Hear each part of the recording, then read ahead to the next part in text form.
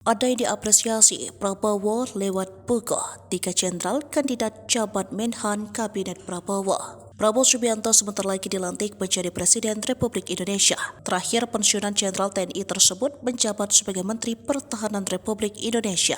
Timbul pertanyaan siapa nanti yang akan ia tunjuk untuk menduduki jabatan tersebut. 3 nama disebut-sebut jadi calon kuat suksesor Prabowo sebagai Menteri Pertahanan RI. Sejumlah pengamat menilai penunjukan Menteri Pertahanan pada kabinet baru nanti mestilah sosok yang dapat diandalkan dan memilih chemistry dengan presiden terpilih. Mengutip Tribunnews.com, nama pertama yang muncul ke permukaan adalah Legend TNI Muhammad Herindra. Ia ditunjuk sebagai Wakil Menteri Pertahanan sejak Desember 2020 mendampingi Prabowo Subianto. Ia merupakan lulusan terbaik Akademi Militer Angkatan 1987 dari Korps Infanteri. Sebagai wakil dari Prabowo selama ini, Herindra dinilai tidak akan kesulitan menerjemahkan keinginan sang bos jika ditunjuk sebagai Menhan.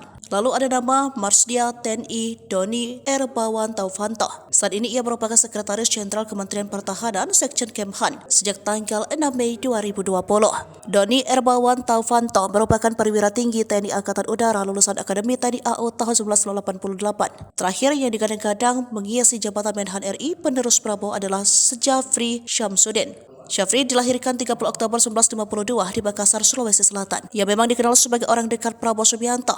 Ia adalah purnawirawan TNI. Ia juga merupakan mantan Wakil Menteri Pertahanan 2010 hingga 2014 era Susilo Bambang Yudhoyono. Selain karena berstatus sebagai kader Gerindra, hubungannya dengan Prabowo dianggap dekat. Itu terlihat dalam buku biografi Prabowo yang berjudul Kepemimpinan Militer, Catatan dari Pengalaman Letnan Jenderal TNI Purna Prabowo Subianto. Di buku itu, Prabowo memberikan pujian khusus kepada Syafri.